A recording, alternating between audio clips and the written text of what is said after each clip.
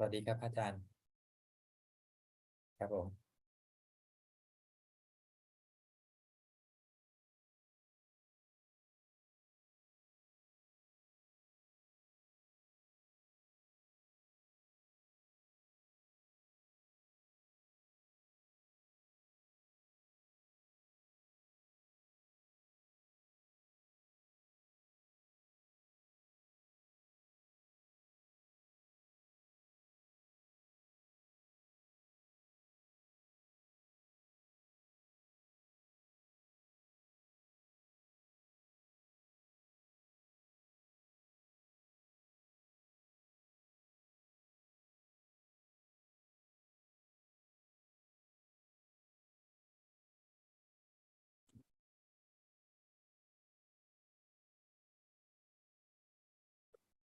Hello, everybody.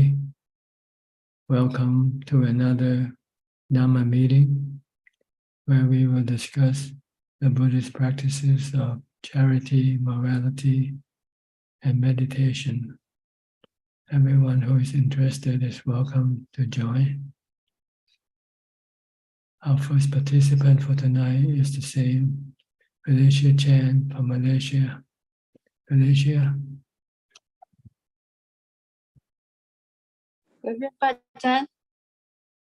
Whether I meditate or not, I still have continuously mindfulness, so the illusion never appears, and I feel very peaceful and happy all day long. I realize that mindfulness is the master key. When mindfulness is weak, the thought will appear.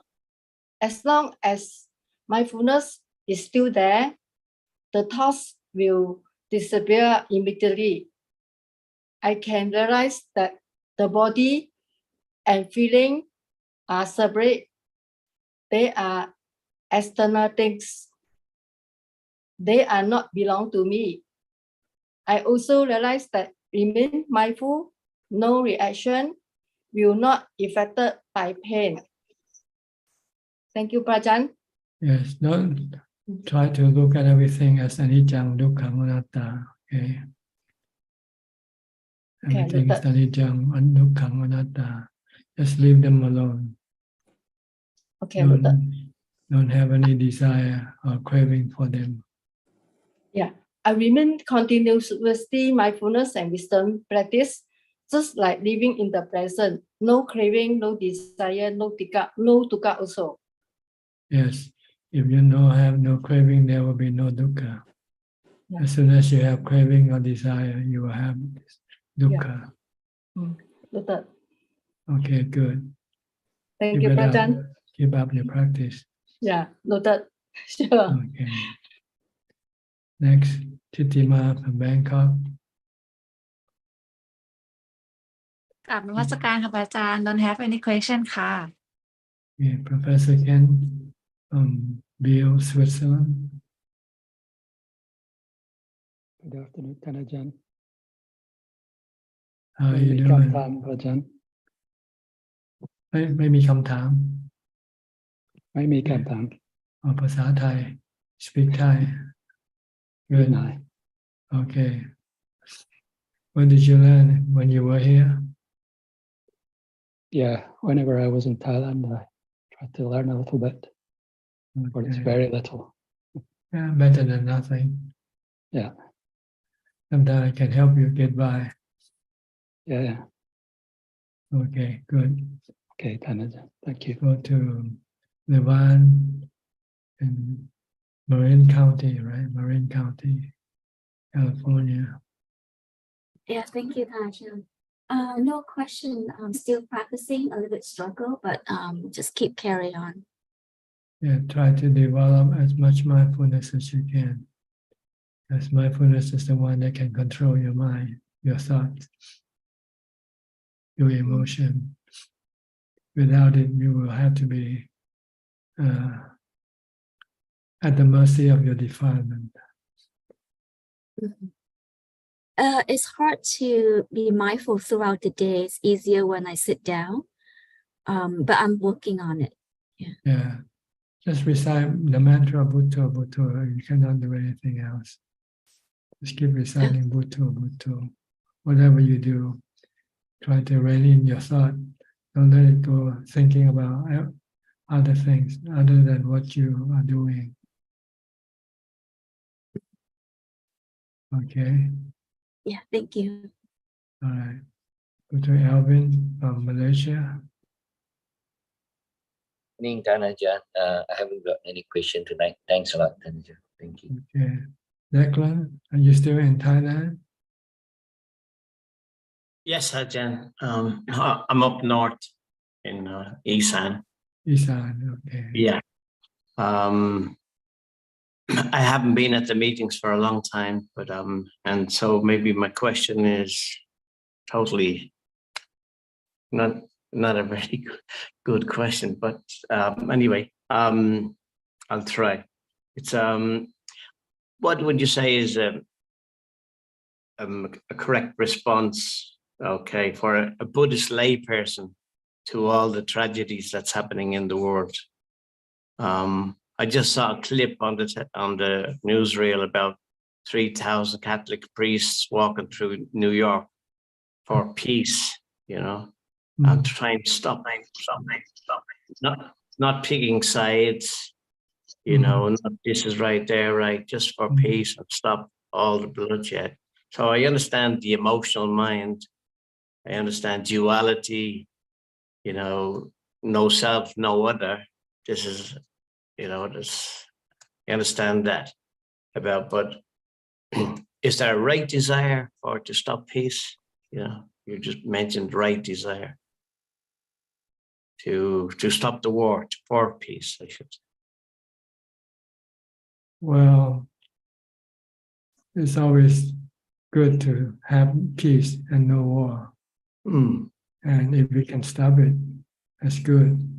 But if we cannot stop it, what do we do? That's right. That was my question. Like Okay. the 3,000 priests walking. Yeah. You know, I know just the Buddhist way to not, you know, get attached, go beyond the feelings and this, you know, but it's hard when you see images of children. So like if there's a baby drowning now, I'm going to jump in and save it, you know, if I see it. So it's a compassion. And I know that we have a higher goal, but it's the emotional mind keeps coming in. Yes. So, Sometimes the response will increase more problem rather than solve problem. yes. The best response is no response. Leave things alone. Let them be. Everything is anicca, dukkha, anatta. Everything will take care of themselves. Yes, Everything is work of nature, and nature will take care of everything. Nature creates and nature will destroy everything. That's right. So there's no need to do anything. Only protect your mind from getting into suffering, and that's all. And the only way to do that is to stay aloof. Not without compassion, with compassion, but compassion has to come with wisdom. You have to see whether you can apply your compassion or not. If you cannot apply your compassion, then you have to hold off. There's nothing I can do really, but sending metta, do you think that's any? Well, metta means you send money to help the refugees. Not just the thought. The thought doesn't help them. Yeah. Dana and dana, and help any sort of help you can to those who are affected. Yeah. Okay, Ajahn, thank you very, very much for your answer. But you should not tax your mind with these things of the world going on. It's normal. You have to look at it as this is normal for the world to be. It has been like this long before, and it will continue to be after we left this world. Yeah. This is the nature of the world. See? Because the world is under the influence of the defilement of hate, greed, and delusion. So this is the product of the defilements manifesting themselves in the happening of the world. If we have no defilement, I guarantee you that will, if everybody on this earth have no defilement, this world will be peaceful and people will be happy. Okay. Everybody will be enlightened. Thank you very much, Ajahn. Yeah. Okay. Thanks. Yeah. Okay, I'll go to Rajat goes. Thanks, Ajahn. Hi, Rajat. Last week you came in but couldn't get to talk. Yes, I had to sign out a little early. But, how are you, Ajahn? Good, thank you. And you? I'm very well. You back in India? Yes. Mhm. Is there anything I can do for you today? Yes, I have a question. And well, I'm here with my mother. She's, had a hip injury, and her movements are compromised quite a bit. She's not being able to move around much, so I have to be around to look after her. She's doing quite well. And but what is the best way of serving my mother right now? She's about 82 years old. She's in good health and good spirit otherwise. Well, support her, help her with whatever she needs. But she has to be the one to decide what she wants from you, not you to tell her what to do.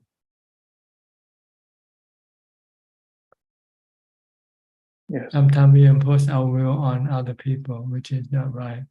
Even though we mean well, but sometimes it's not welcome. So you have to let her be the one to say what she wants, want you to do, But you should not tell her what to do with her life. Yes, I'll remember that. Sometimes we want her to be better, so we tell her she should do this and she should do that. She shouldn't do this and shouldn't do that. And that can be unwelcome to her. You are intruding into her life.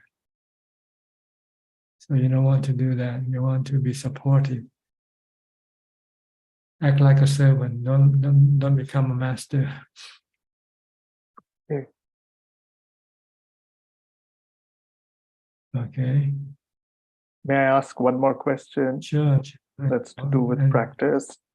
And it's about Sampajanya.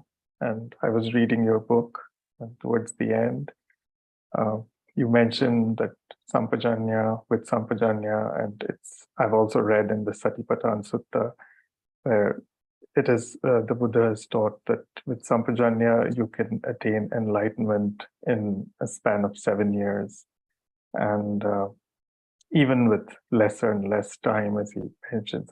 So does that Sampajanya have to be constant for the 7 years? Yes, every person, because your defilement is working 24 hours a day. So you have to be mindful 24 hours a day also. Yeah. But that is very difficult to attain because Well, when you start, it's difficult. It's like thinking of running a marathon. When you start thinking about it, it's not easy to do it. But if you put in the effort, slowly you will build up your ability to run the marathon, right? People don't decide to run the marathon right away and can do it right away. It takes time for them to practice. So mindfulness takes time to build up. When you first started, your mindfulness will be on and off, usually more off than on.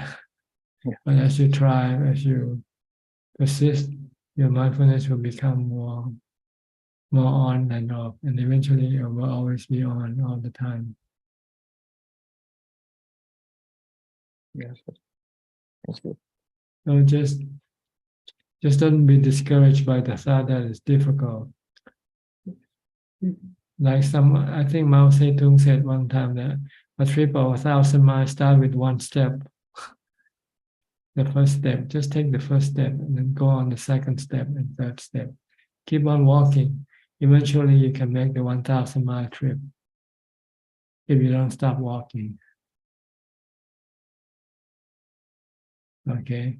Same way with mindfulness. Start with the first mindfulness when you wake up.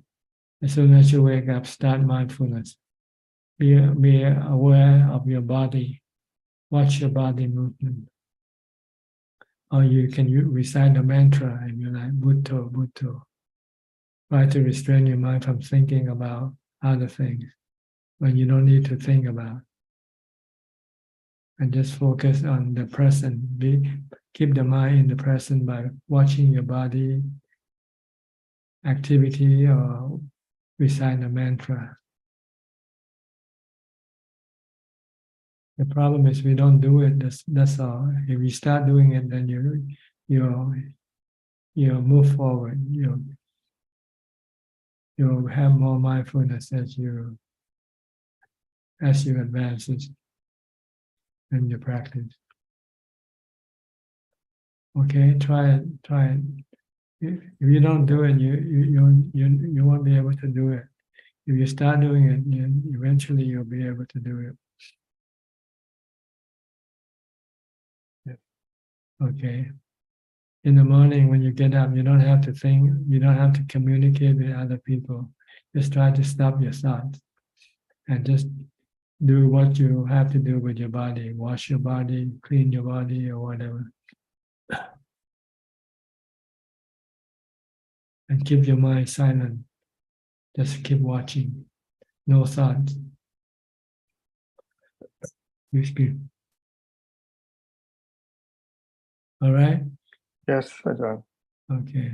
See how it works. Try tomorrow morning as soon as you get up. Yes, as soon as I normally get up when everyone else is sleeping, and then I usually sit for my meditation because I've been practicing Vipassana for many years, and that's how I start my day. But yes. But start with mindfulness. As soon as you open up your eye, start mindfulness right away. Watch your body. What posture your body is in. Lying now? Okay. When you get up, you know you're getting up. When you're standing, you know you're standing. When you're walking, you know you're walking. Just keep watching your body. Every movement of your body. Every action of your body. Don't let your mind go away from the body. This is Kaya Kata Sati, mindfulness of body, clear comprehension.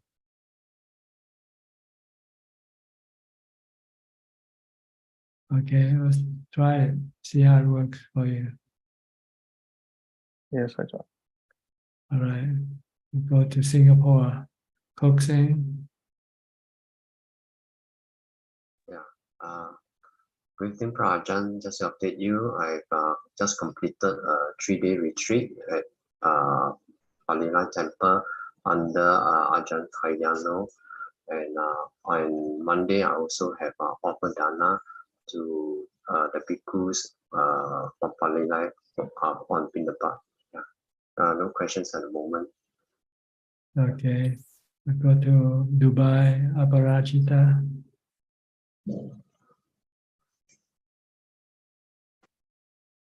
Hello, good evening, Father. Good evening to you. Oh, good afternoon. Yes, I don't have any questions. I had quite a casual question actually, because a couple of weeks ago you said your birthday was coming up. I just wanted to know, when was your birthday? November the 2nd. Okay, good. Just wanted to know. Okay. I'll be 76. Congratulations. Yes. Okay. Thank you. Okay. I will wish you on your birthday. Yes. Okay. Go to Natalie Richardson.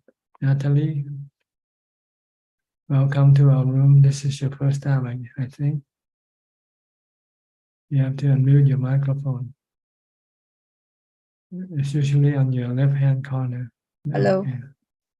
Okay, go ahead. We can hear you now. Yes, first time I coming กราบนมัสการเจ้าค่ะพระอาจารย์ I got no question. Where are you now? In Bangkok? พัทยา Oh, Pattaya. Okay. Yes. All right. No question today, just come to listening. Okay, good. Go to Bangsalay, to Scott B. Scott. Good evening, Ajaan. How are you? Good. Good news. Do you have good news, huh? I did, yes. Thank you. It's good to see you on Saturday. And yes, my cancer results were all clear. So that's 4 all clears in a row after all my treatment. And as I said to you last week, it's easy to have faith in hindsight after the event. It was always going to be all right. That you can't help the seed of doubt. But you talking to me about acceptance did help. So thank you. Okay. Nothing tonight. That's it. Thank you. Okay. Go back to Julia.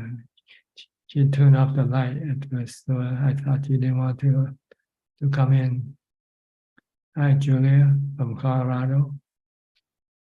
Hello, Pat Ajaan. How is it there? Are you well? Yes, I'm well, thank you. And you? Also, yes. Okay. No questions. All right. Good. Gratitude. All right. Then I'll go to Billy from Indonesia. Good evening, Panachan.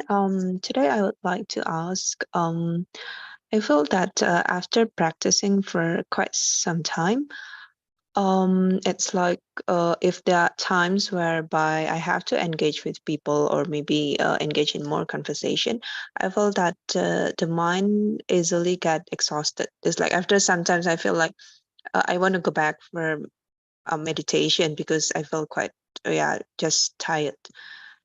So I just wonder that, I mean, during my working life, it's like I would be quite active during the day, engage with things and people, but I don't really have to rely on meditation to, like recharge myself. But now I feel like I really need that, to recharge myself. So is it like a normal process as we spend more time on meditation?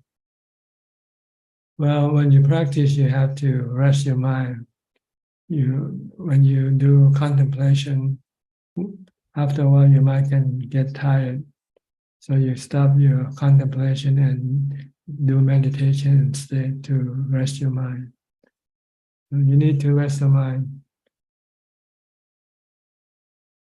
But if people who doesn't know how to meditate, then they're just relying on going to sleep to rest the body and mind together. Which sometimes the body might get rest, the mind may not, because the mind could still be thinking in the sleep. But if you meditate, if you know how to meditate, you know how to still your mind, then your mind can be refreshed, can get rested, ready to do more contemplation or do more fighting with your defilement. Okay, yes, yeah, that's what I found out too. Like, I mean, after a tiring day, it's like, although I can sleep for longer hours, but when I wake up, I still feel tired. I mean, I still need to meditate and get some calm, and then I can feel recharged. Like, yeah, but I just wonder, like now it feels, if I don't get calm for sometimes, it's like I feel quite tired. Yeah, you should do meditation, alternating with your wisdom contemplation. Or you struggle with your defilement. If you don't have enough strength, then you have to meditate more to get more strength in order to overcome your defilement.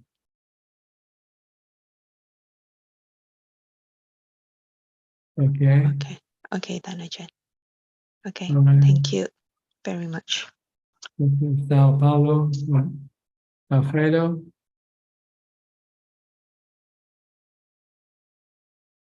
Can you hear the dogs? I bumped it. They're all barking. Okay, how are you? Okay. meditating. When we meditate a lot, but what's the sensation? But what's the what happened when meditate for 2-3 hours? You should get more calm, more peace, more happiness from your meditation. If you don't get it, it means you're not succeeding. It means your mind hasn't yet calmed down. But you can calm your mind down, you'll feel peaceful, happy, contented, no cravings for anything. Yes. The more you meditate, the better. But it has to be effective meditation. The number of hours doesn't count, you know. It depends the quality of your meditation. If you still struggle in your meditation, even though 4 hours, and hasn't yet become calm, then it's not yet, you haven't yet succeeded in your meditation. Yes. So you have to measure the amount of calm you get from your meditation. The more calm, the better. Yes. Not the hour that you meditate, because you can be sitting for hours and your mind will still be struggling. Yeah. It won't calm down. It won't calm down. Yes. So you should count from the time when the mind becomes calm and peaceful and still. Yes. Okay. Okay, and try to control the thoughts, but Yes, stop the thought as much as possible. Only thing when you really have to think. If you don't have to think, then just stop it with mindfulness, with butto, butto, butto. yes. Okay. You still attend the Buddhist group that you went before with Ajaan, what's his name? What's but I only participate here.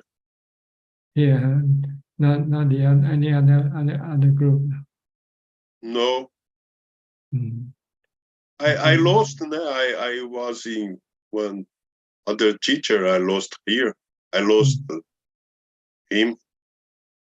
I only with your group. Okay. And in São Paulo don't have Theravada Buddhism. I see. The Buddhism here is Mahayana. Mahayana. Is Tibetan. Tibetan. Don't have they not interested in enlightenment, and it's different Buddhism, but is more done, more sense of pleasures. I think it's a little difficult. It's a little different to Theravada Buddhism. And maybe they have more activity, more chanting, more ritual. Yes, yes. Okay. Yes. All right. And I don't participate the Mahayana and Tibetan Buddhism. I don't participate. I only meditate in my house and in forest here, near here. Forest tradition. Yes. Okay. Near here has a forest, but yeah. Brazil has a big forest. The Amazon. Yes. Okay. All right. You have any question?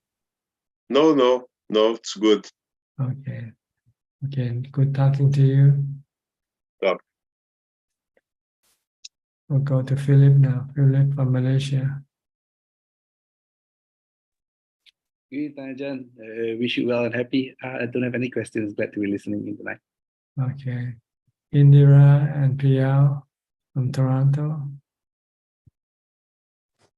Good morning from Toronto.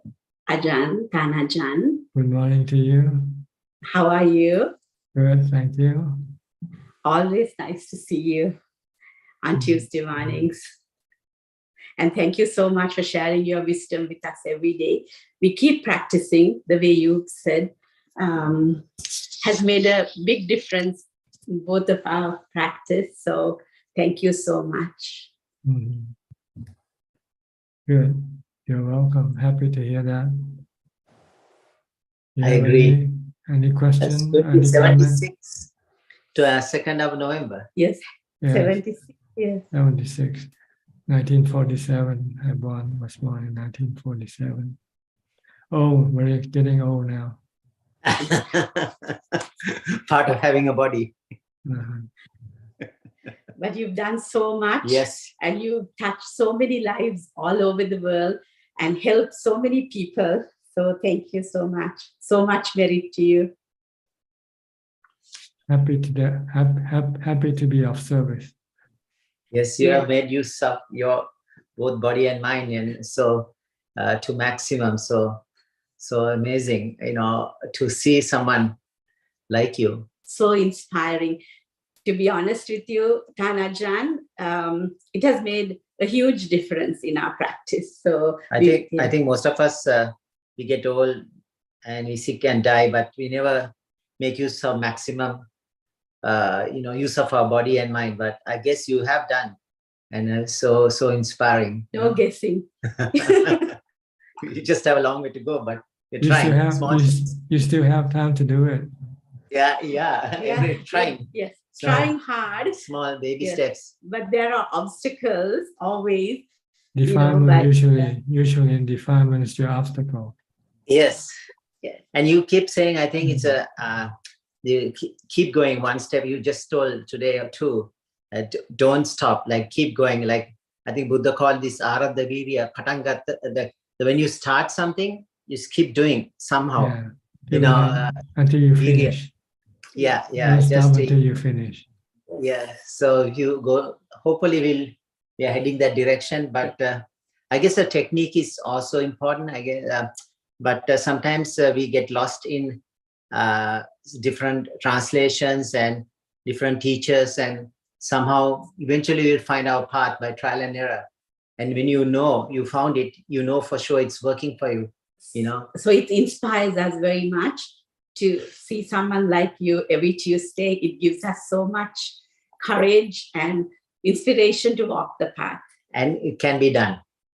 Yes, it's possible.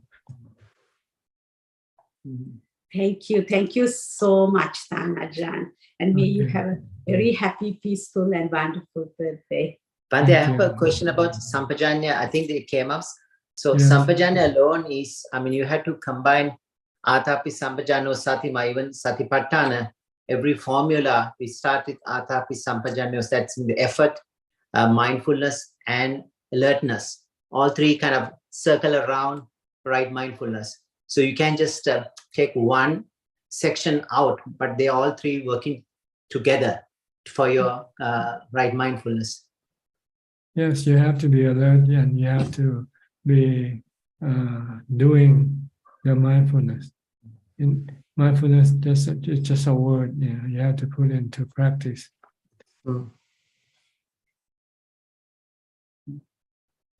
So you said Kayagata Sati, like a body is that's a bodily contemplation, like the kind of Vipassana belongs to like breath meditation is another way of being mindful of your activity, your walking, your sitting from the day, the moment you start, as much as you can. All the time. Yeah. You can do it. There's no reason why you cannot do it. It's just you don't want to do it. That's all. Yeah. You want to go think about yesterday, think about tomorrow, think about this and that. All the time. It's a distraction. Our mind gets distracted. So you want to stop this aimless wandering of your mind. Yeah. No. And I think even science has told that wandering mind is an unhappy mind. I think there is a research done. So mind wanders. And I think it came from Harvard study. Wandering mind is an unhappy mind. So mind wanders, becomes unhappy. Yeah, if you're wandering with lust, with craving, then you become become unhappy. People usually wondering what they want to, what they can get, or what they can do, what they can see. So this can make them unhappy. See? Yes. So the desire, the craving is the main source of wandering mind. Right. When you have craving, then your mind you push your mind to go look for what you want. Right. So comes to where to go to have your next meal, or to do your whatever you want to do. You know, watch a movie, which movie you should go to watch, and so forth. So back to second noble truth. Yes, that's the cause of dukkha. Yeah. Cause of unhappiness. Yeah. Dissatisfaction. Yeah. As soon as you have desire or craving, you are not content. You are not satisfied. True. So entire Buddhism can be confined to the Four Noble Truths, like the Buddha said, like the elephant's footprint. All footprints can be put to the elephant footprint. So whatever you say or do, it belongs to the Four Nobles, four things at the end of the day. Yeah, that's about it. The Buddha's teaching concentrate on the emanate from the Four Noble Truths. He does talk about dukkha, or sometimes he talk about samudaya, sometimes he talk about nirodha, sometimes he talk about the magga. Magga. But wherever you take from, it belongs to that. Like the water, wherever you take from the ocean, it's one's Had the taste. same taste. Had the same taste. No matter how many talks the Buddha had given, it's all about dukkha, or the cessation of dukkha. Yeah. And that's what he also took a bunch of leaves from the forest and said, this is what I'm going to teach. This is all you need. Rest of it, just other leaves, you don't need it. I mean, he's just so smart and so kind towards us, but otherwise we get lost in all the other leaves. But he said, oh, this is all you need. Amazing. Thank you, Bhante. Okay. Thank you. Happy birthday. Have a wonderful day on the 2nd of November. Okay, thank you. Teruan Saranai. I'll go to Gary from Singapore.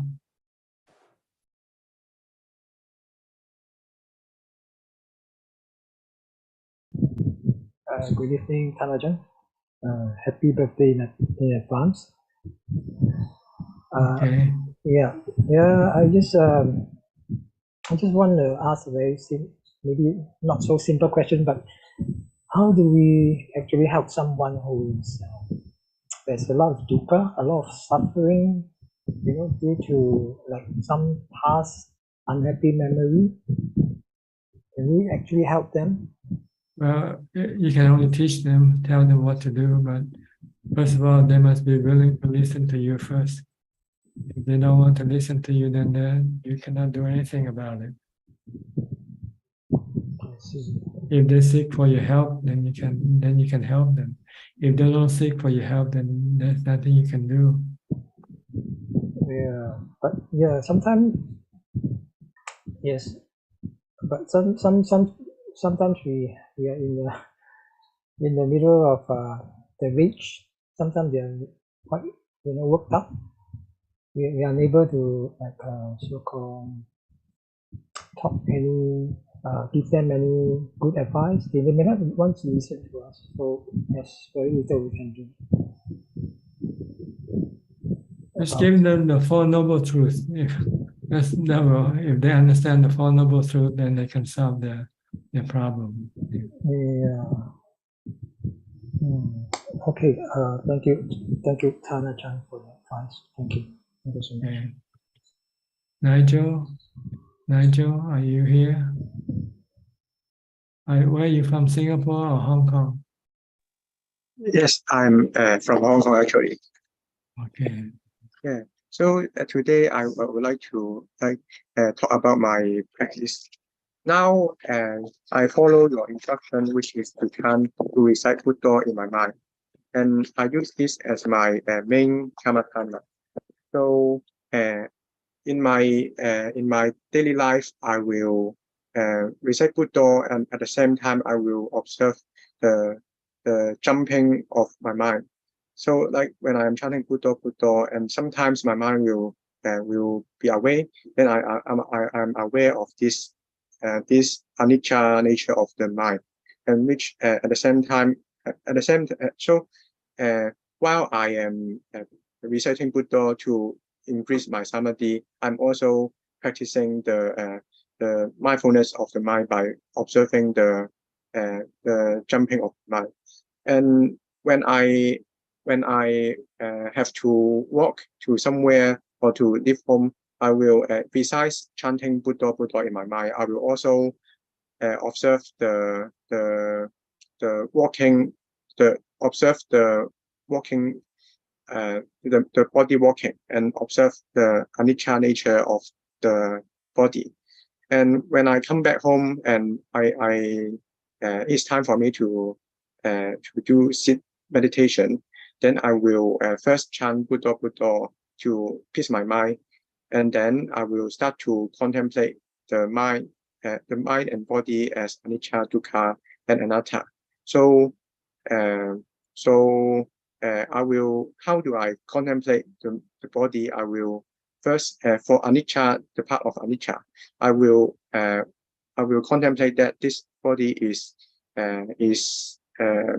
febrile. It is fragile. It will die one day, and it will age, sick, and it will die eventually. For the dukkha part, I will contemplate that this body has many different kinds of diseases, and which is pure dukkha. And then for the anatta part, I will ask myself. I will contemplate each body, 32 body parts, and ask one by one, is this I or mine? And by cultivating the wisdom of anatta. And also I will also contemplate the body, 32 body parts according to the 4 elements, analyzing the 32 body parts as only elements. And afterwards, I will contemplate the body as repulsive by like I will use my wisdom. I will imagine my hair in front of me, and I will imagine that it's in a bowl, is inside a bowl with a bowl of rice. Then is this hair still appealing? Something like that. And this is the way that I contemplate the body. And then I will contemplate also the feeling, the sanya, the sankhara, and the vinya by contemplating anicca, dukkha, and anatta. So may I ask Ajaan, is my practice okay? Well, it depends on whether you can let go of your attachment to your body or not. If you can let go, then it's okay. If you still cling to your body, then it's not okay yet. So okay. So my practice, generally, is it okay? The method that I use. Well, it depends on the result. The result, we want to be able to let go of your attachment to the body. Whatever happens to the body should not bother you. If it still bother you, then you're still not doing it correctly. Okay. Is it okay when sometimes I feel bored about reciting Buddha, is it okay for me to change to another kind of kammatthana, like the recollection of the Buddha's virtue? You can do anything you want as long as you can get to the goal, which is to calm your mind, stop your mind, and your mind becomes still. So whichever method you want to use, it's up to you to decide to try it out. Okay. Normally, we should stick to one and not keep changing all the time. Okay. And I would also like to ask, could Ajaan explain or elaborate on the the mindfulness on the Four Noble Truths and yes, Four Noble Truths first. Thank you. Well, the Four Noble Truths is dukkha and the cause of dukkha and the cessation of dukkha and the path leading to the cessation of dukkha. These are the Four Noble Truths. Yes. But sometimes I will find it very difficult to put it into practice by the framework of Four Noble Truths, because the first noble truth is to know about that this body, this mind and body is dukkha. So this is achievable, and by knowing that the craving is the origin of dukkha, then this is also okay. But for the cessation,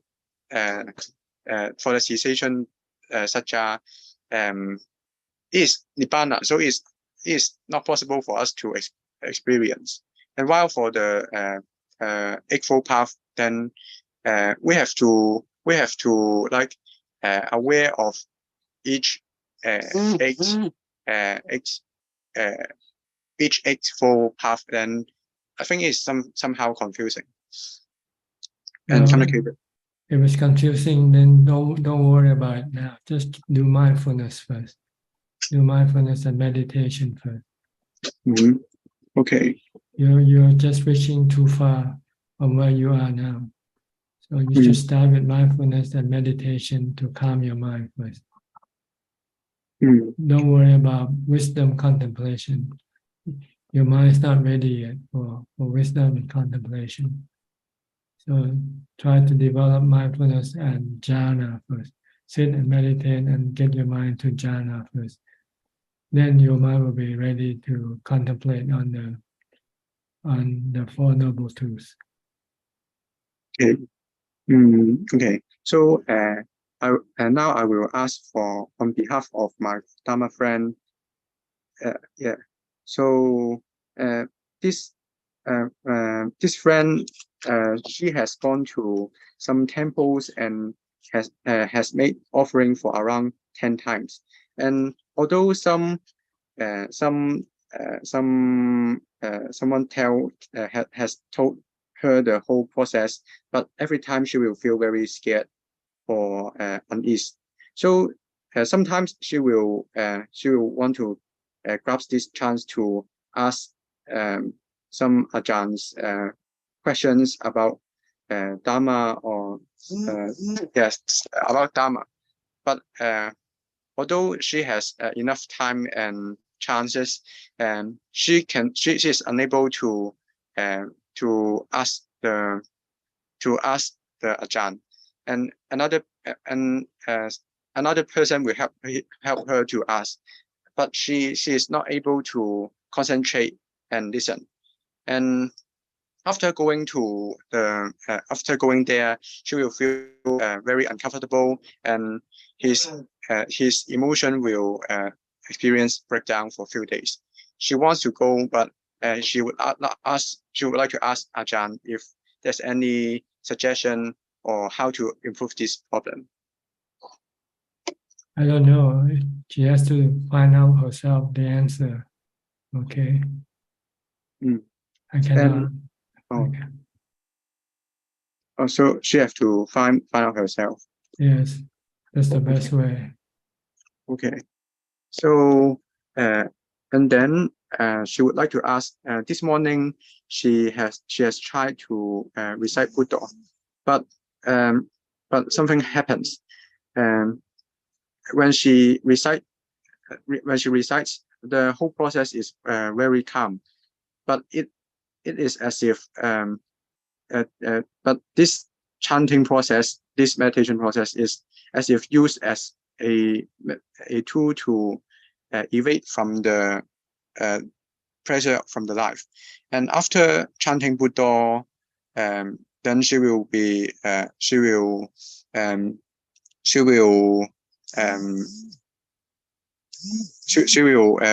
like unconcentrated for a few hours and cannot do anything and cannot eat any cannot eat her meal, cannot go to work, and body is very tired, cannot concentrate her mind and have to lie down. So she would like to ask whether there's any suggestions.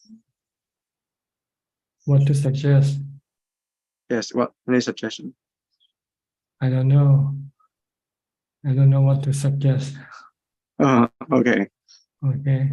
She is in the Zoom also. So okay, that's the question. Thank Okay. you. All right. Thank you. I'll go to Geg Yenso from Penang now. Geg. Ajaan, yeah, good evening, Ajaan. Happy to see Ajaan again. Yeah, no question. Yeah, Ajaan. Okay. Go to Intan from Indonesia. Where are you from?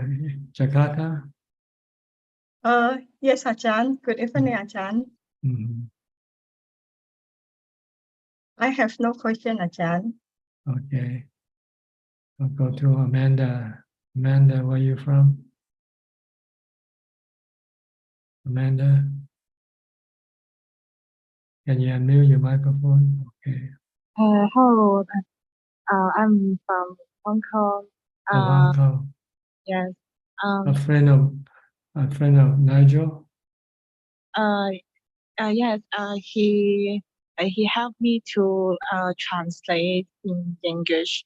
Yeah, I have these two questions that I am facing, but I don't know how to solve it. I see.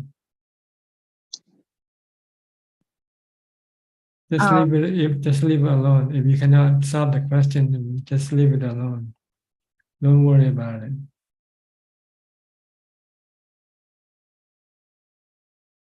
Sorry.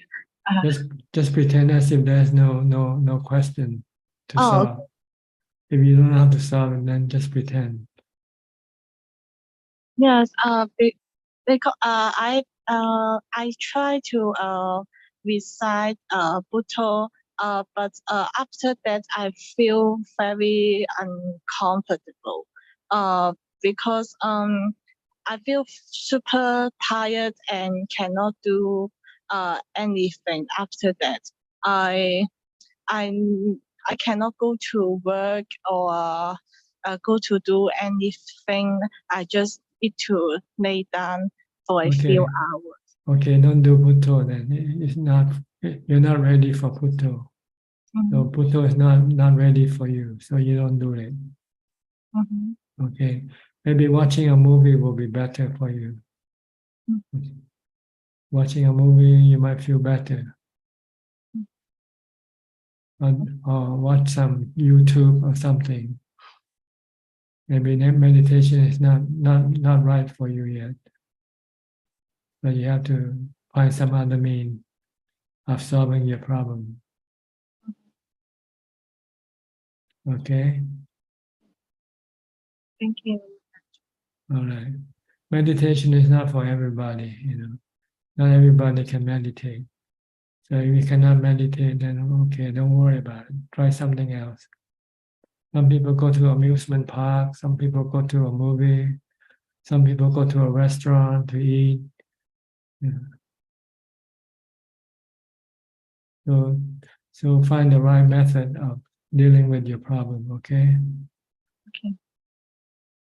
Thank you. Okay, good. We'll go to Claudia. Claudia, are you in Switzerland now or are you still in Nuremberg, Germany? Good afternoon from Switzerland. Switzerland. We finally made it. Yes. We live in Basel now. Basel, okay. Not too far from Professor Ken?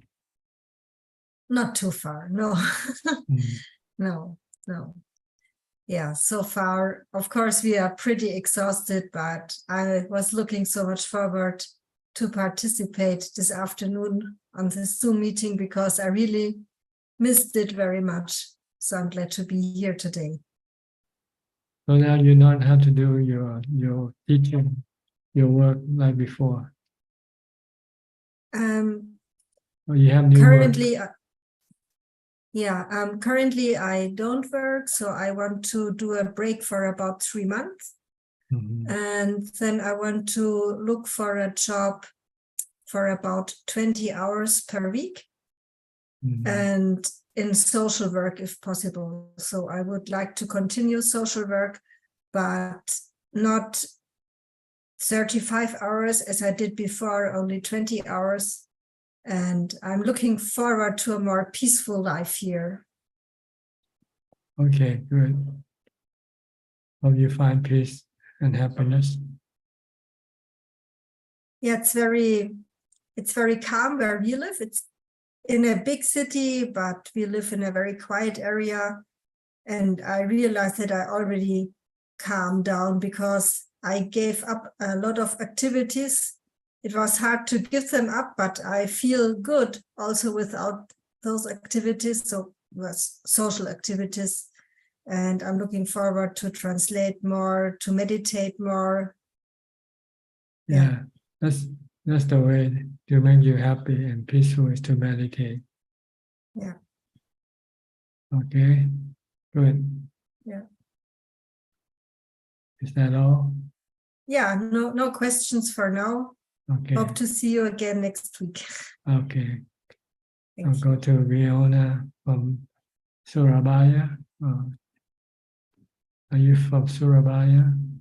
Hello, let me answer. I want to ask about the if parami, we must practice one by jhana up to peka. So we must filling the first parami up to peka. If the ignoble part, must we practice the first point to work, then can continue to the next. You practice as much as you can. If you can practice the whole thing, you do the whole thing. But usually the easier part is easier to start with first. Like if you Noble Eightfold Path, you start with some right action first, right speech, right livelihood, before you can go up to the next practice of right meditation, right mindfulness. And then you go to right view and right thoughts.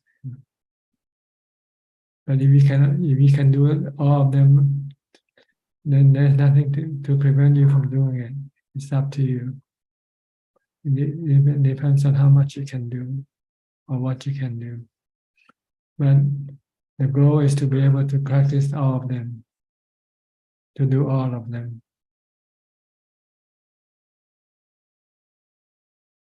Okay, understand? Yeah, thank you. Thank you, Ajahn. Okay. Philip, or you already had your say? I'll go to who else is next to you? Nobody else. Everybody. Don't turn on the video, so it means they don't want to talk. Okay. So what should I do now? Go to Kunjup for a question then, okay, Kunjup? Sri and Check just came in. Okay, we'll go to Sri and Check first.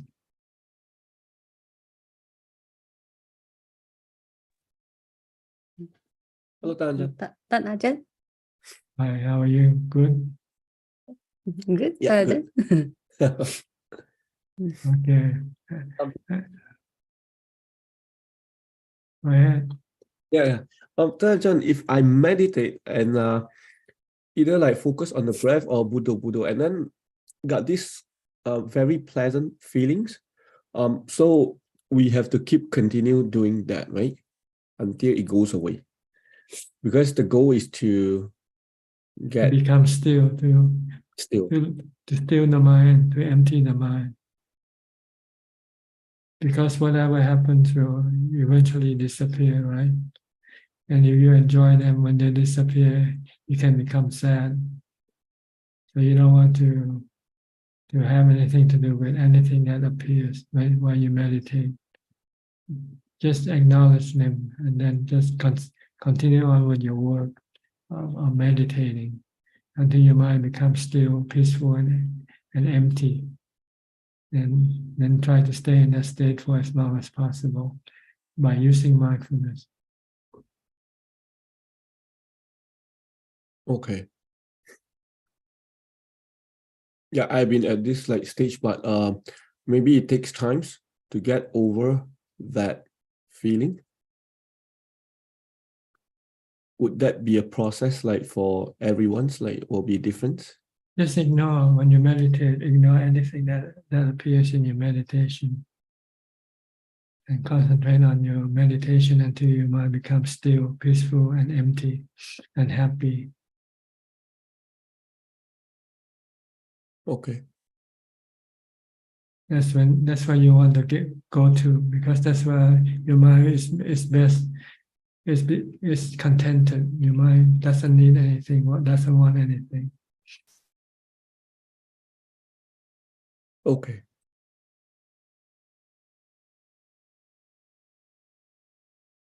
And you check anything? No, Ajahn. But I'm just a little bit I guess when usually I guess everybody is different. I never heard you ask somebody to go watch a movie. But I guess I was a little bit taken aback, you know. But maybe everybody's different, right? I guess. That's right. You know, it depends on the level of the mind, which level they are in, which level they can practice, which level they cannot practice. Like you have children coming to your daycare, you don't teach them physics or mathematics, do you? Maybe if it's a child prodigy. Okay. But no, you're right. It's ABC. ABC, Okay. 1, 2, 3. Yeah. The knowledge of or intelligence of people are different level. People ability to learn is different. Some are more able than others, and some are less able than others to learn or to do things. So when they teach them something difficult to do, it can backfire on them. Say, makes them feel bad, frustrated, or whatever. So that means it's not for them. See, we're talking here, meditation is comparable to nuclear physics. You know, people who can come into this room has to be able to understand nuclear physics if they want to understand the Four Noble Truths.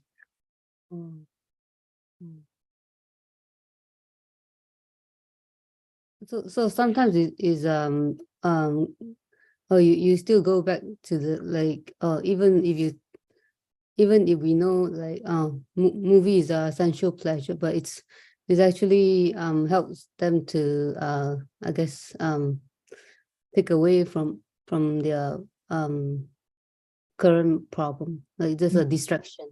That's what a lot of people do, isn't it? Going to movies, going to on holiday. Yeah. To relieve the stress, right? Yeah. That's what we do every day. We try to relieve our stress, you know, the way we know how to do it. Yeah. But unfortunately, the way you know how to do it is not a permanent fix. It's a temporary fix, and it will keep you have to keep fixing it out until the rest of your life. You have to keep going to the movies for the rest of your life. Every time you feel stressful, you go to a movie, or you go to a restaurant, or you go to shopping, or whatever. This is what people do, but it's not the permanent fix. The permanent fix is to still your mind, to calm your mind, meditation, to make your mind. When you can meditate, you enter into jhana, then all your stress disappear. Then you feel happy, you feel lighthearted. But even jhana is also a temporary fix. After you come out jhana, you want to maintain this state of equanimity, then you have to use wisdom to get rid of your cravings when they come up. Because it's your craving is the one that's causing you the stress. nothing else. And jhana can only stop your cravings temporarily. When you come out of jhana, your craving come back again. So you want to get rid of your craving permanently, then you have to use wisdom. You see that the things you crave for is anicca. It's a temporarily fix. Going to a movie is a temporary fix. Going on a holiday is a temporary fix. Or shopping is a temporary fix. If you want a permanent fix, is stop your craving for everything that you want to use to stop your stress with. They are not the way to stop your stress. The way to stop your stress is to stop your craving.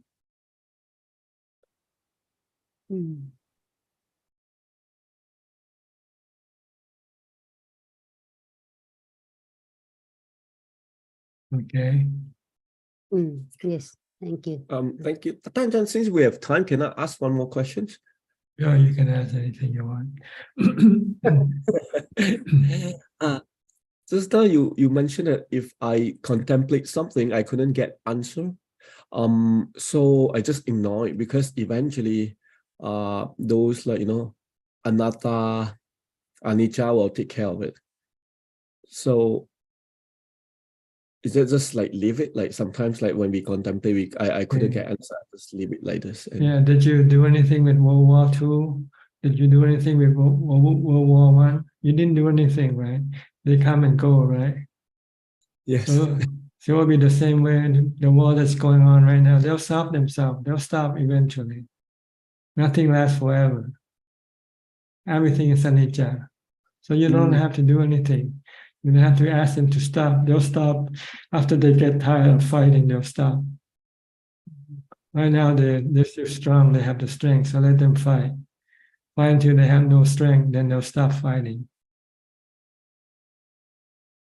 Or when they have the senses. Right now they have no sense. They are crazy right now.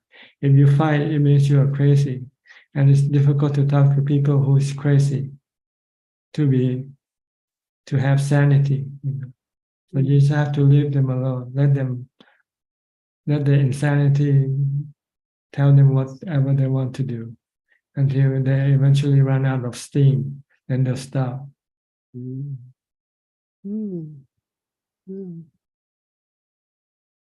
What can you do? Can you tell them, stop, stop, stop, don't fight, don't fight. Forgive each other. Can you tell them? Would they listen to you? No. Okay. So what do you do? So you watch. Just be an audience. Just watch the movie. This is like a movie.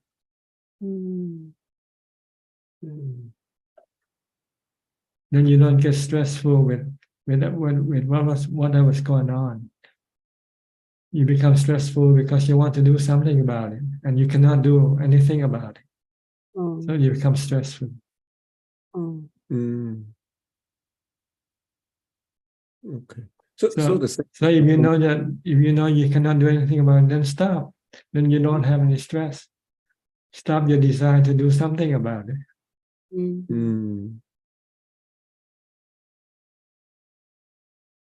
That's the Four Noble Truths thing. The stress comes from your desire to do something, but you cannot do it, so you become more stressful. But if you have wisdom, you say, there's nothing I can do about it, so I should stop my desire to do something about it. When you stop your desire, then you have no stress.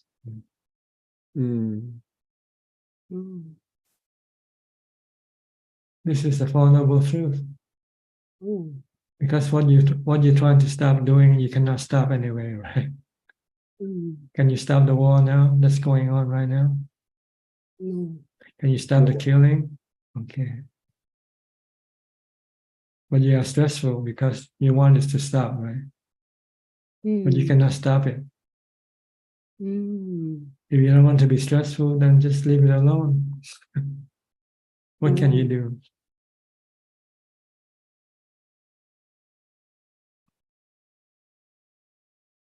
Not wanting to see like people get killed is a It's a It's a desire. tragedy. It's a tragedy. Oh.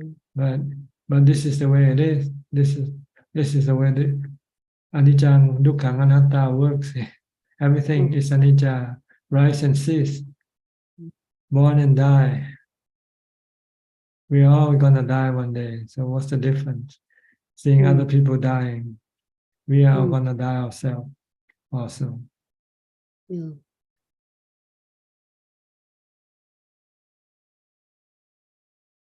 It's just not yet our time to die, that's all. But for those who are dying right now, it's the time to die.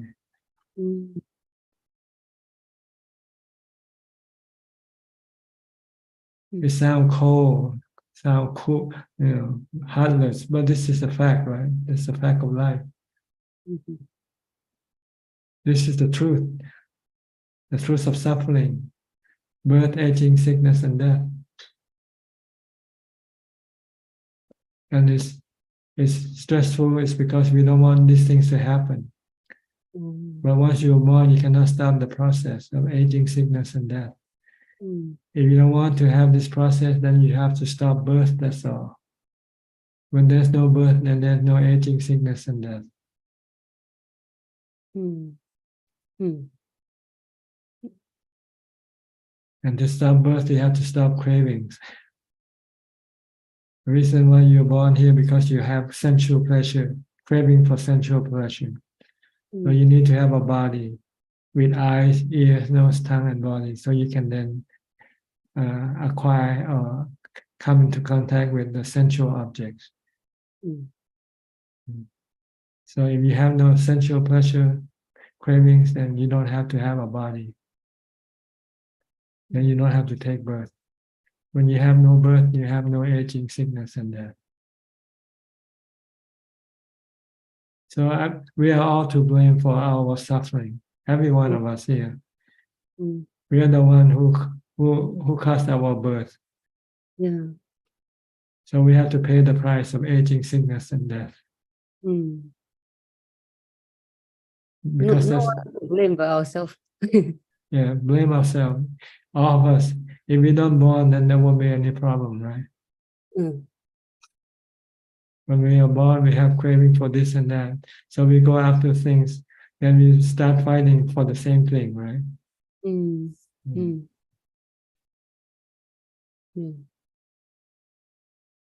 So it comes down to cravings. The cause of all the world's problem is cravings, people's craving.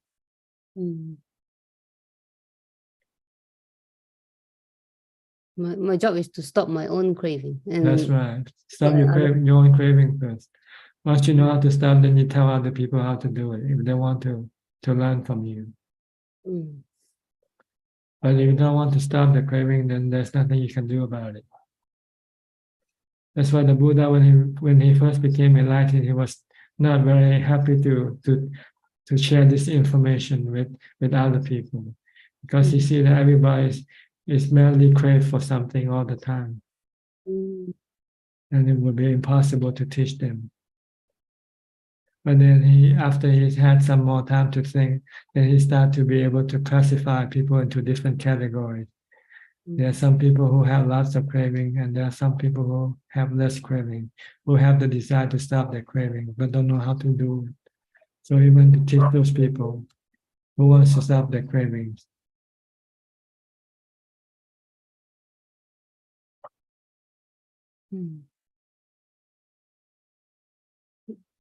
Luckily, he changed his mind. I don't. At first, he put everybody in the same category. Everybody has cravings. But then after he has some time to consider, then he realized that there are people with lots of craving, and there are people with less cravings. So teach those who have less craving, those who wants to get rid of their cravings, like all the ordained, all the ascetics, all those people who take up the monkhood. These people, they want to stop their cravings, but they don't know how to do it permanently. They only know how to do it temporarily by going into jhana.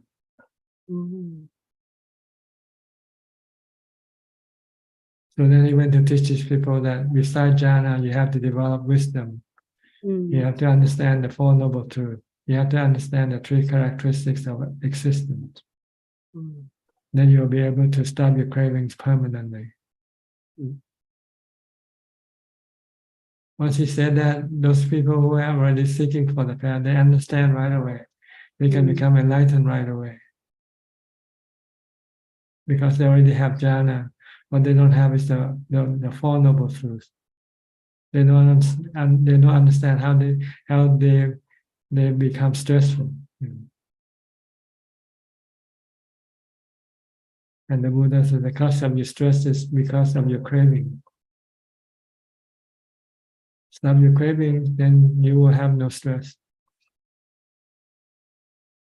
And the cause of your craving is your delusion, to see that things that you crave for will give you permanent fix, but they don't give you permanent fix.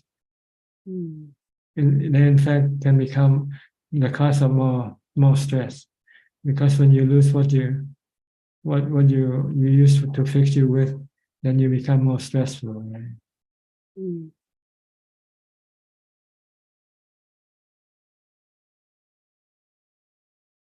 But you have to be able to understand that the root cause of all your stress is your cravings and your delusion, to think that you can use things in this world to stop your stress by stop your craving. You cannot stop your craving by craving for something else. Like before you were married, you were lonely, right? This is stress. So you think having a family will make you get rid of your stress. Yes, you get rid of your loneliness, but you're introducing some other stress, right? Now you have to worry about your husband, your wife, which you never had to be before you were married. So you're replacing one stress for another stress, that's all. Yeah. You're right.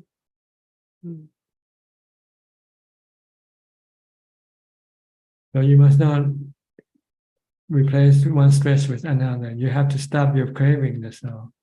By telling yourself that this is the cause of your stress, and you don't want to have any stress, and you have to refuse to go after your craving.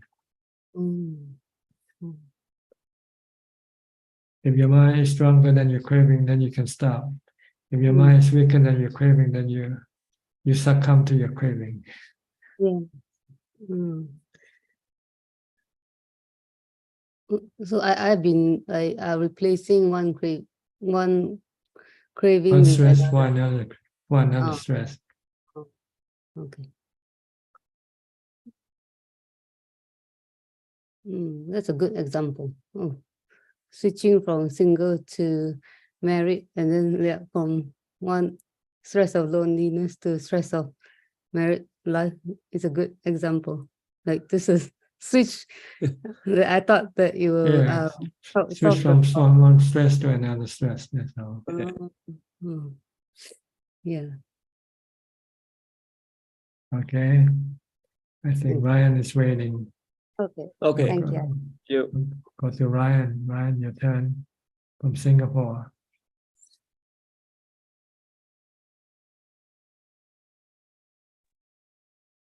Good evening, Ajaan. Yes, go ahead. Any question?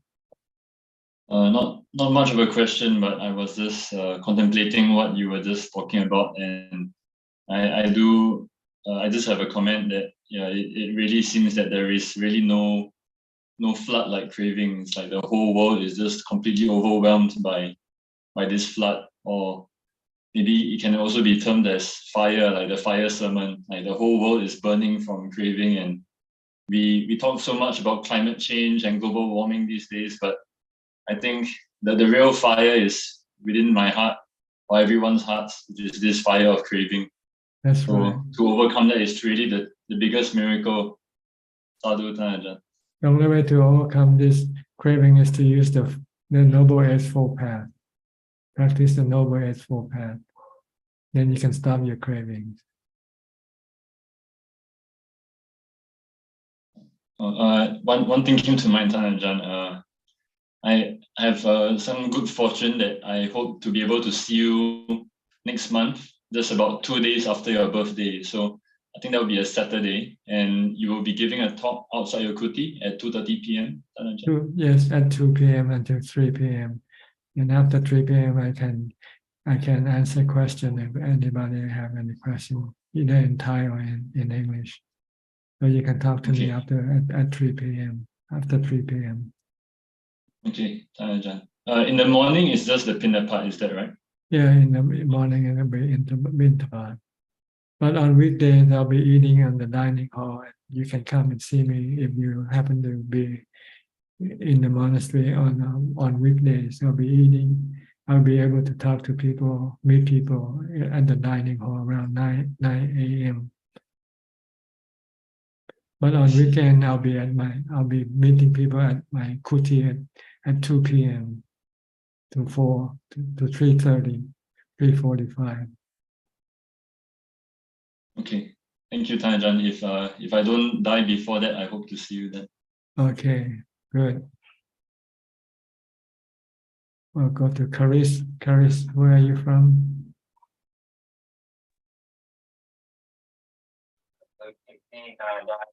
Can you speak louder, please? Can you speak louder, please? Good evening, Ajaan. Yes. I'm from Indonesia, Jakarta. The last time I met you there, and I give my words that I would go to there to practice with Ajaan on end of September or October. But unfortunately, until today, I still cannot go there. Ajaan, I'm very sorry because I already emailed to the assistant, and Pra Alex already give me the location of the platform where I should go to practice. But suddenly something happened. My flight schedule was changed, and then also there is something I have to take care. Renovating my room, my house here. Maybe it takes around 2 more weeks to finish. So I'm very sorry, Ajaan. I already say I'll come at October, but I cannot make it until today. No problem. This is anicca. Yes. Nothing is permanent. Nothing is fixed. Everything can change anytime. So yeah. And that's why today I spend my time. I want to meet you in this Zoom and to say I'm very sorry. I cannot keep my words so that I might break my precepts. So I say I'm very sorry. I think you should be sorry for yourself more than sorry for me. Yes. Because I'm not affected by whether you come or not coming. But you should be more sorry for yourself.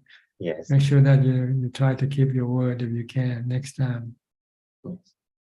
If you're not sure, then you should put in a bracket if nothing happened. Okay. Yeah, that's why I want to ask forgiveness to Ajaan, and then I still try to come to your center to practice. And in this occasion, may I ask maybe about how usually Ajaan receive a practitioner there, because from the email I noticed that Alex is going to arrange that I have to stay uphill in the mountain, so in 3 kilometers, and I see there's no electricity and other things. Is it already how can we choose, or is it we all have to go to that kind of practice? Oh, you can choose whether you want to practice in the monastery, in the temple below, where there's electricity and running water, but it's a different type of practice. There you have to attend the morning and evening chatting. Okay. And also group meditation. See? But if you want to practice alone, then you go up on the mountain. Oh, I see. Okay. So you have to indicate which type of practice you want to participate. Maybe the assistant presume that you want to go up on the mountain, so you have to tell the assistant what type of practice you want to do. Oh, I see. Okay. I used to practice in Indonesia in a group meditation at a retreat of 10 days like that. I never been practice alone like that. So this is really a challenge, and I feel interested also then it's not ready for you yet. Maybe you should practice in the temple. But we don't have guided group session or anything like that. It's just individual joining the chanting and the meditation. And then someone will give Dhamma talk, which you all don't understand anyway. Oh, there's no English Dhamma talk. No.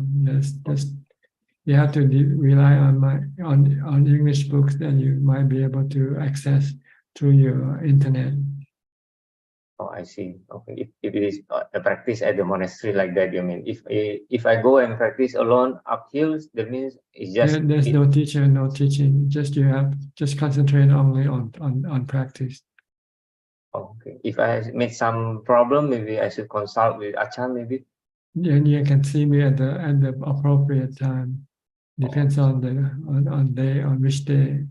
On weekdays, you can see me at around 9 a.m. at the dining hall. On weekend, you have to see me at my kuti after 3 p.m.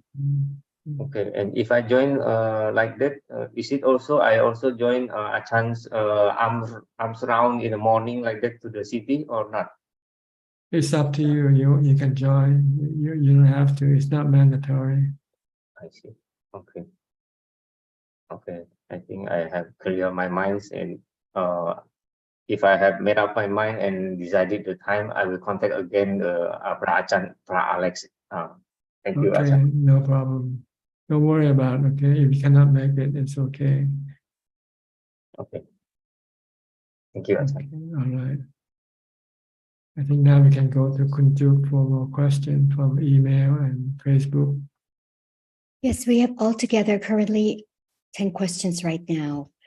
The first 8 questions are from the assistant email. The first question is from Philip from Singapore. How shall one practice to reduce one's own habits and emotions, for example, disappointment or unhappiness when things don't go well? Well, happiness and when you are disappointed or you are not happy because things don't go well, that's because you expect things to go well, see. So you don't understand the nature of things.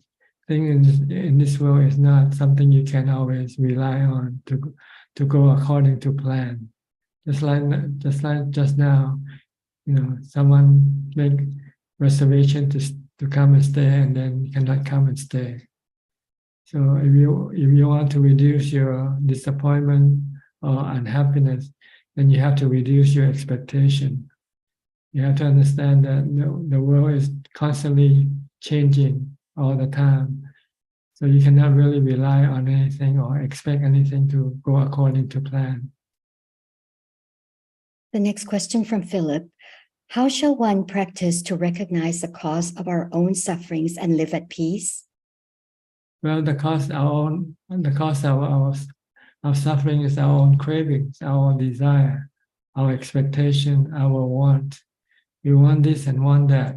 And when we cannot get what we want, we become unhappy. That's all. So if you can stop your desire, your craving, or your expectation, then you will always be happy. Just take things as they come. Don't be choosy. When it's hot, you want it cold. When it's cold, you want it hot. Always want something that is not. Then you will always be unhappy. Just take things as it comes. If it rains, okay, be happy with the rain. When it doesn't rain, be happy with the drought, whatever. Just stay happy all the time this way by not expecting anything. Let things come and go by themselves. Next question. How to understand Dharma as it is? By study and practice.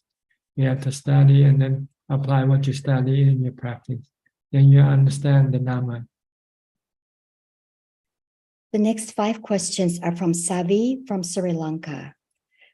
Question number 4. Is one's desire to end samsara a selfish idea? It's a noble idea. It's not a selfish idea. Yeah. Because it will make you a noble person if you can in samsara, in rebirth in samsara. You become a Buddha or the noble disciple. So there's nothing selfish about that. Next question. One of my relatives said, people who talk about the importance of ending samsara often show selfish and less compassion to human relations. How can we persuade a person who said that ending samsara is a selfish act? Just like I said just now, it's not a selfish act, it's a noble act. Look at the people who in the samsara, the Buddha and his noble disciple. They all became noble people. They're not selfish people. The next question. When we meditate, how can we know we are on the correct path? When we are happier, the mind is more peaceful, and we have less cravings and desire. The next question. Would our egotistic attitudes or our reaction to worldly things gradually get weakened? It doesn't get weakened by itself automatically. It only gets weakened by the practice of following the teaching of the Buddha. Practice dana, charity, morality, and meditation. If you can practice these three practices, your whatever it is, it will reduce. Next question. Can we make progression in the Dhamma only through contemplation, or is meditation compulsory? You have to do both contemplation and also meditation. The next two questions are from Facebook. The first question is from Terry Shi. Good evening, Ajaan. Why does it seem like when I try to further my sitting in silence, I seem to be having a lot more conventional life problems? And also there were a lot more thoughts flooding through and floating every time I sit. I tried using mantra like Putto. Well, your mindfulness is not strong enough yet. You cannot stop the flow of your thoughts. So keep reciting more Bhutto, Bhutto. And the last question is from Alan Go. There was a post I recently read.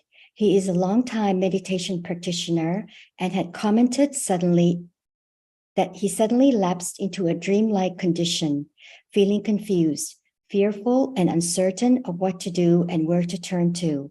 I'm surprised he had such experience being a longtime practitioner. What is the cause of this phenomenon he has gone through?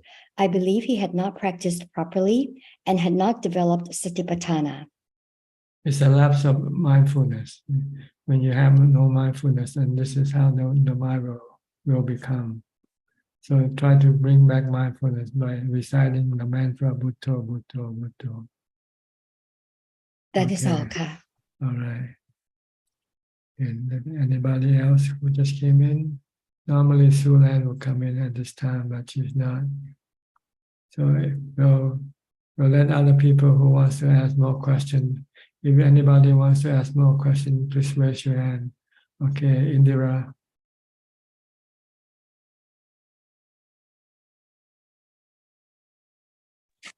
Ajaan, why is jhana practice kind of like in some cultures and some countries, like, they are more into contemplation and they kind of, like even when you talk about jhana practice, they say, like, don't get attached to jhana, don't practice jhana, because, even people like Devadatta, went into jhana and things like that. And I know the benefit of it, but I just want to ask you, why is that? They discourage people. Discourage so you people get too attached to it. Because they don't understand what jhana is. There are right jhana and wrong jhana. The kind of jhana that Devadatta develop is the wrong jhana. You develop for supernatural power, which cannot stop your defilement, cannot kill your defilement. And in fact, it becomes a tool of your defilement. You want to use the right jhana, which is absorption. Yeah. Like calming the mind, stilling the mind. When the mind becomes still, your defilement cannot do anything. It becomes arrested. So people don't understand the nature of jhana. There are right samadhi and wrong samadhi. Upajjhara samadhi is the wrong samadhi. right samadhi is appana samadhi or kanika samadhi. When the mind becomes still, peaceful, and no emotion, no action, no mental action. With upachara samadhi, there's still mental action. The mind still keep working with psychic power, ability to be able to connect with the spiritual beings, retrace the past lives, for instance. I think the emphasis. But this kind of samadhi doesn't support the development of wisdom for the eradication of the cravings. It doesn't have any strength like the jhana do, like the fourth jhana do, equanimity. Upachara samadhi has no equanimity. Appana samadhi has equanimity. People now they are all so confused because they don't practice. They just keep reading and try to interpret what they read. That's true. I think the experience is not there, so therefore they try to get to. It's like the 5 blind men, right? Trying to describe what an elephant is. Elephant, yes. And they keep arguing about it to each other. No, it's a wall. It's not a spear. They're all right, but just the only part of the picture. The only part of the picture. They only get part of the picture, not the whole picture. I mean, Buddha encouraged jhanas all the time, even arahats, like you can see Theragata, jhana. Jhana is always there. I mean, you can't bypass samma samadhi. And to get to insight, I think there's more emphasis, the recent development of insight meditation, insight, like, and that kind of confuses people. I think you have to go straight to insight, forget jhanas, but you can't do that. You can't bypass a bridge and get across. You have to go through that bridge. It's like a physician who has to do surgery. He go into surgery without resting before he go to surgery. He doesn't eat, he doesn't sleep. He just keep on doing the surgery work. You think he can finish his surgery work successfully? No. You need to have rest first, right? Before you go to work. You have to rest, you have to eat before you go to work. And contemplation of vipassana is working, mental working. And if the mind is still weak, it won't be able to do the work that it has to do, is to stop the craving. That's true. You can get exhausted and it might even go against you. Like you can get angry. I mean, vipassana, you try so much. People go a little bit crazy, too much vipassana without the samadhi. That's right. The mind becomes restless and agitated without samadhi. You have to calm your mind first, and then before you can do the contemplation. And after your contemplation for a while, if your mind starts to become agitated, then you have to stop and go back into jhana first to calm your mind. Even if you can't get inside, even if you stay on jhana, even the first jhana or whatever the jhana, I think it's still worthwhile all your life. I mean, even you can't enlighten, you try, but still, it's still worthwhile. You're not going to get a bad destination, I believe. If you stick to, even if you get attached to jhanas, it's not a bad thing to do. Yeah, but you have to define the word attached first. If you are sick, do you have to be attached to your doctor and your medicine? Okay, but after you're well, do you still become attached to your medicine or doctor or not? Okay, so before you can say attached, you have to look at your condition first. Whether you. No, the people, I guess, scare you off. I think saying, "Oh, don't get there. You get attached to it, and you're going to go on the wrong path." I think some people, even some monks, say, don't. I think Buddha said it's a bliss not to be feared of. Even Buddha said, "Why should I be fear of this when I under the rose apple tree as a baby? So maybe I'll try this. Maybe this is the right path." That's how he got enlightened. I think it's a fear. People put in fear. That's what Indy was trying to, I guess. It's not fear. Their inability to do the practice. So they're trying to justify this by not having to do it. That's all. and blame people who practice as being attached to jhana when they themselves cannot do the jhana, so they want to skip this part. Yeah. And blame Yeah, I other- always say, yeah, I always say, if you're not sure, think like Buddha. Just follow the Buddha teaching, Noble Eightfold Path. There's jhana, there's wisdom, there's sila, everything in there. Everything is there. You cannot pick the ones you like and disregard you don't like. You have to take it all. It's a set menu. It's not an a la carte. That's a good one. Ajaan. Okay. Thank you. All right. I'll go to Felicia Chan. Felicia. Ajaan, may I know, just now you mentioned I should contemplate more on anicca, dukkha, anatta. Does it mean when in jhana, I should move out from jhana to do contemplate, or I should contemplate outside meditation? Outside meditation, not in jhana. When you're in jhana, stay in jhana for as long as possible. You want to rest your mind so that it becomes strong. But when it comes out from jhana, then you should contemplate on anicca, dukkha, anatta. Okay, noted. It's very confusing because a lot of people say different things. For example, in jhana, we should move out from jhana to do contemplate. Thank you, Ajaan. You come out of jhana when the mind is ready to come out of jhana. Don't force it to come out of jhana. It's like sleeping. When you begin to sleep, then you force yourself to get up, to wake up. Then you won't have enough time to rest yet.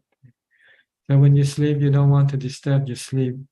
You want the body to sleep for as long as it wants to, until it becomes refreshed and ready to get up. Then you let it get up by itself. Same way with meditation. Noted. Thank you, Ajaan. It's very difficult when we have so many different blind people teaching other blind people, you know. Okay, well, Julia, do you have any question, Julia?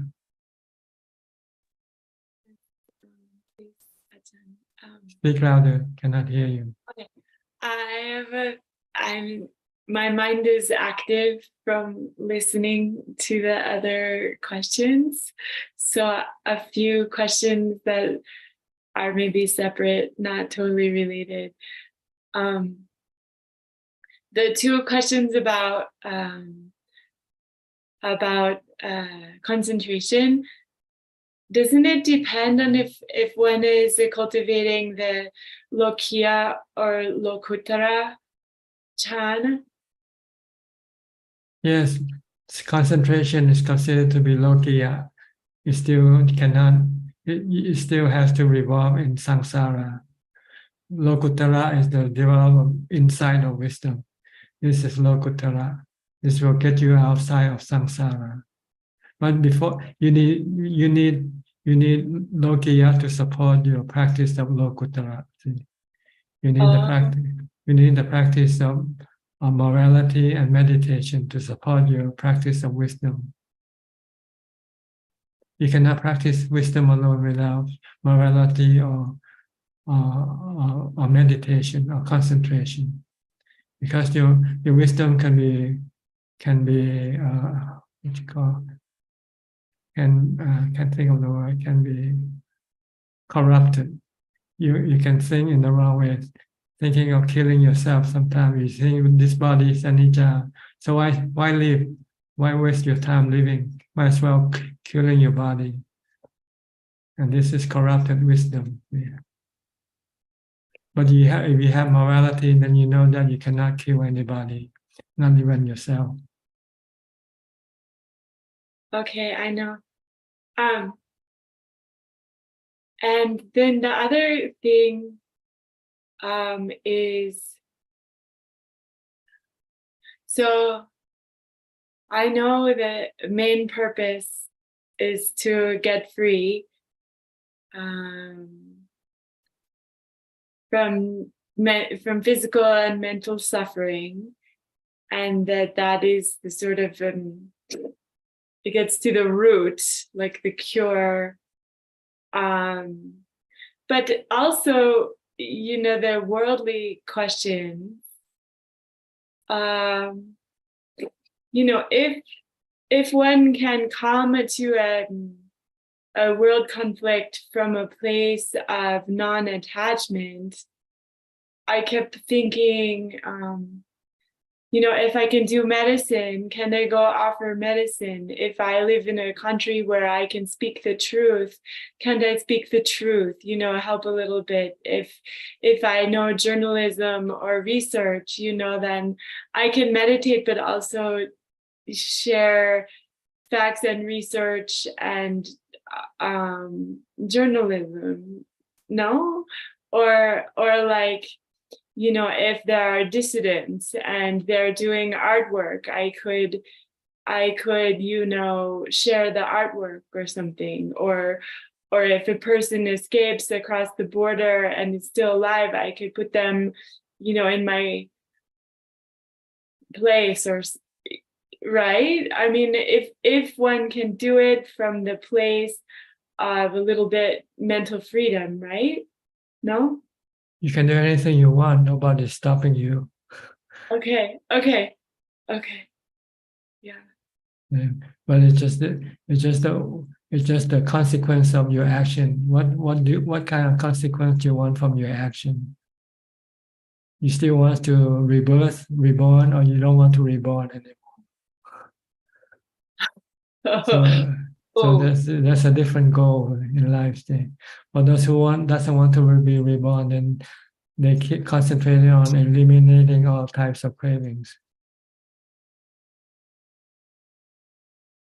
So they go live in the forest alone and forget about the world. Leave the world alone. It's not for them to fix. They only want to fix their own problem, their own problem of rebirth. Like the Buddha and all the noble disciples, they left the world and go live in the forest and practice in order to stop rebirth. For them, the goal of not reborn is most important for them, not the goal of helping the world, to make the world peaceful or happy.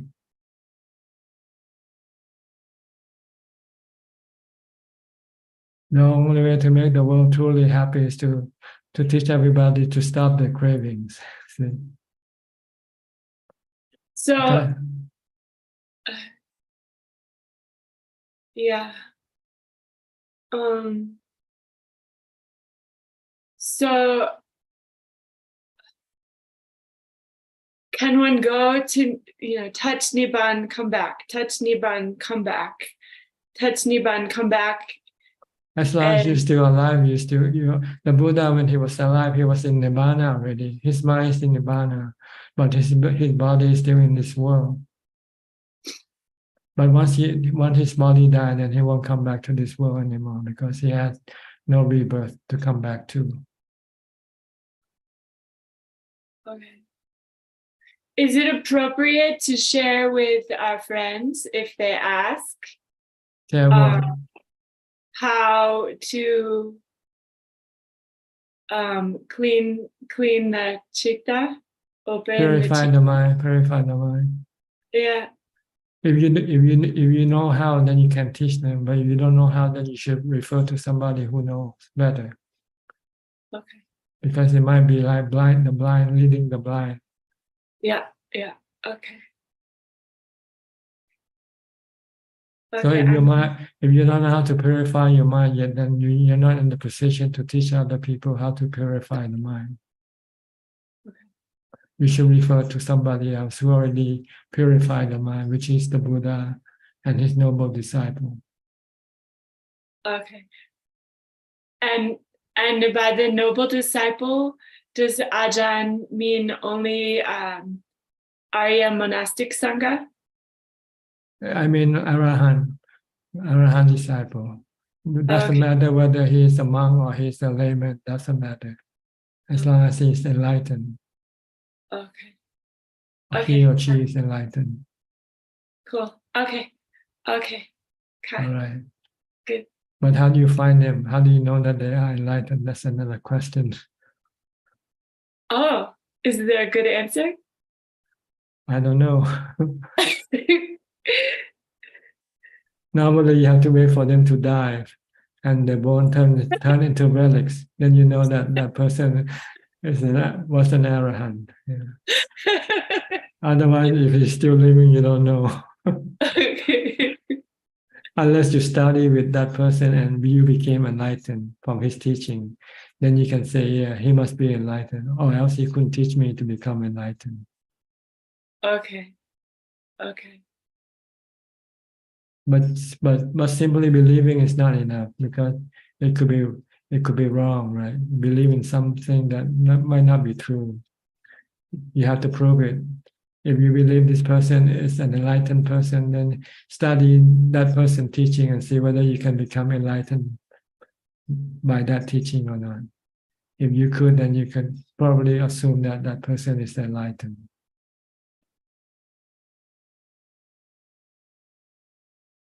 Okay, clear enough? Good enough? Good. Okay. That answer all your question? Okay. PL, you have another question? More like a personal question. When you talk to someone, you especially, do you know what his mindset right away? Like the way they ask questions, way they present themselves. You just have an idea what their mind is, where their mind is, where their path. I'm just a personal question. Well, you're a doctor, right? When a patient comes into your room and tells you something I know. is wrong, Exactly. you know what's wrong with that person, right? Okay. Yes. Yeah. Well, thank you. Well, monks are like a mental doctor. So whenever whatever people say, they can already know what problem that person has. Yeah. When they walk in, I know sometimes the body gesture, but the question they're going to ask, you get the feeling. So same way, I guess, you know, when we ask questions, how stupid I am and how, you know, how much wisdom we have. Like, I guess it's an instinct. Like you don't have to read the mind, but by the way you ask questions, I guess, or when you present yourself, you can guess. Intuition, right? Like intuition. Intuition. Yeah. But arahats have beyond that.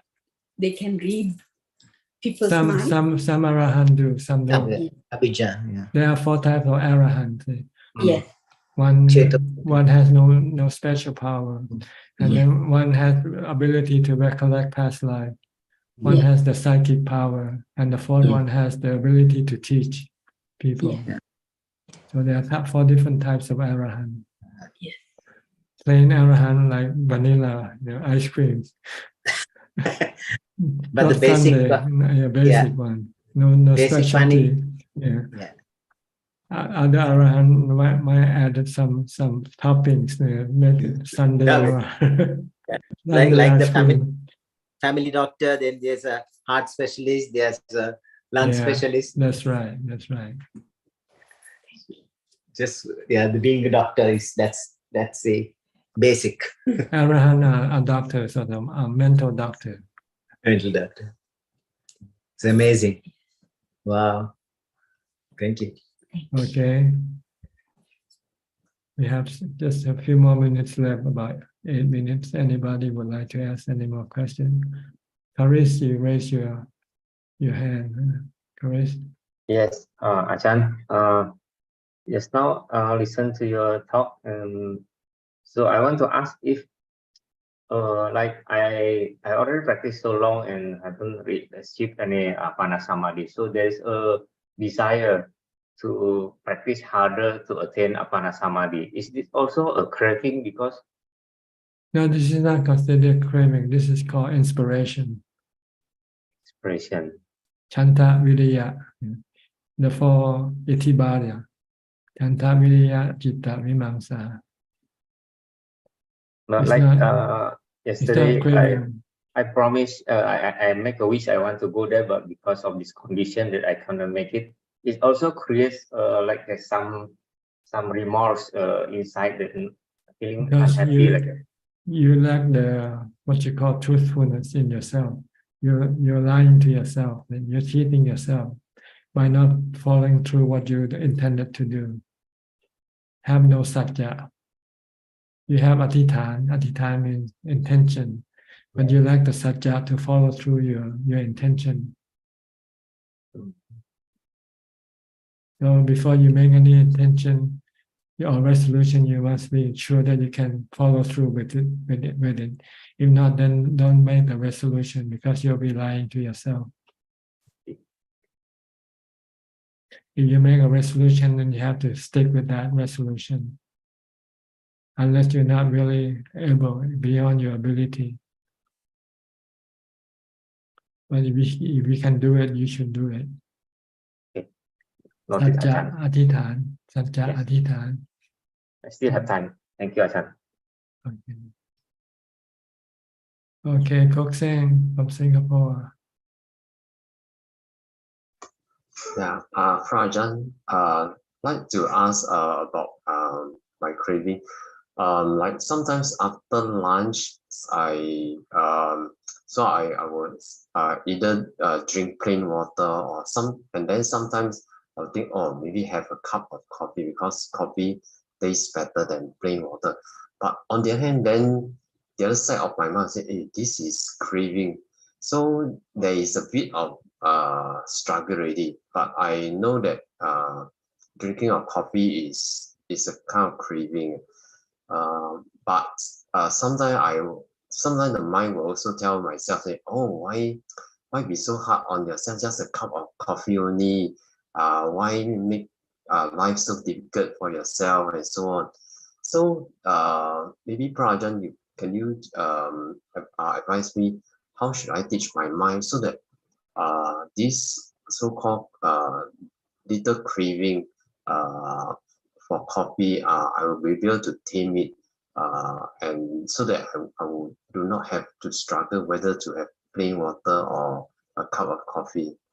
Yeah, thank you, Rajan. Well, think about the time when you want to drink coffee and you cannot have coffee. What do you do? Oh, then have no choice just to have plain water only. Right. Okay. Is it better not to have coffee or have coffee? If there is a choice, coffee tastes better than plain water. But if there's no choice, what do you do? Yeah, if no choice, then just plain water. Okay, then just drink plain water, so you don't have to worry about coffee wherever you go. See? You can go anywhere, and whether there's coffee for you to drink or not won't bother you. But if you have to have coffee, so when you go to a place where there's no coffee, then you're gonna be disappointed. You're not gonna be happy. You're gonna have dukkha. See? Because coffee is not permanent. It's anicca. It's not reliable. Not certain that it will always be there for you. Okay. So don't rely on something that you cannot rely on all the time. Because when you need it and you cannot get it, then you can get dukkha. Okay. But what if the mind say, oh, don't be so hard on yourself. Just only a cup of coffee. Then how should I tell my mind? Drinking coffee is hard on yourself because you have to keep looking for more coffee to drink. See, when you don't drink coffee, then you make easy on yourself because then you don't have to go look for coffee to drink anymore, which is harder or easier. Having to go look for coffee all the time, or not having to go look for coffee all the time. Okay. And plain water is just just straight from the tap. Okay, I will try to teach my mind when such situation arise again. Okay, good. All right, that's about it for tonight.